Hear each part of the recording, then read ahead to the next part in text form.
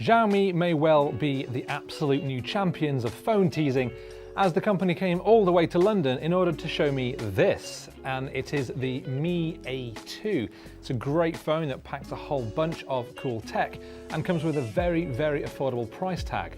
I thought this was lovely, what a great idea, but the problem is that this phone is only going to be available in China, India and Spain, so not here for me in London in the UK, which is very disappointing, and I'll tell you a few reasons why. First of all, what I like about this phone is the overall design. It's slim, it's easy to hold, even though it's got this big 6-inch screen. I do like the soft gold color on the back, and yes, you could very easily argue that it looks quite a lot like an iPhone. In fact, I've got the iPhone X here. You may see a certain resemblance in this dual camera unit on the back. You'll also notice a fingerprint scanner on the back, and the front, this screen goes all the way from edge to edge, which I think is pretty cool. Now that screen itself, as I said before, is 6 inches, technically 5.99, but let's round that up for the sake of it.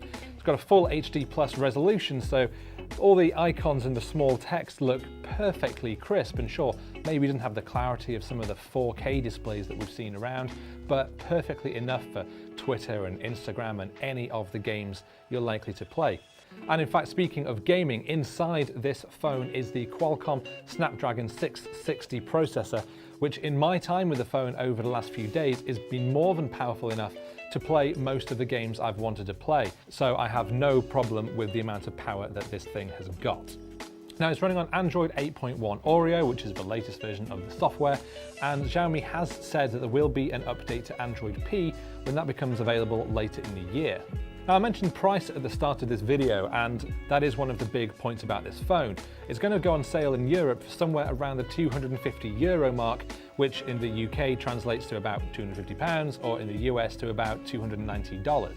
So there's no question that this is very, very affordable and beats out a lot of other affordable phones like the OnePlus 6, for example, which is more in the $400 to $500 mark. So this does come in a lot cheaper, but still you get a really nice phone experience.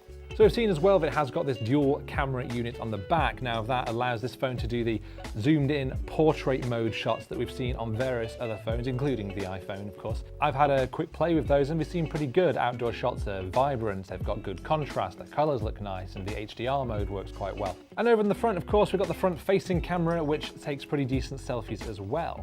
Then we've got a 3000 mAh battery inside. It charges with USB-C, and because it's using Qualcomm's new Snapdragon chips, it does support fast charging as well. So overall, the Mi A2 does seem like a really good bit of kit for such a low price. So personally, I am very disappointed that this phone isn't on wider release. I'd love to see this more widely available across Europe and across the US as well. But unfortunately for now, China, India and Spain. So if you are in one of those countries, then of course you're in luck. But if you're not, you could of course try to buy it through one of the various unofficial Amazon resellers.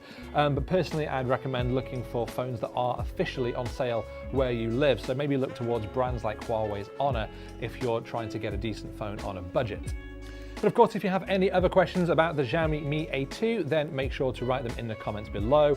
Make sure to like and subscribe, and to keep your eye on cnet.com for all the news about Xiaomi's Mi A2 and whether it ever will come to a store near you.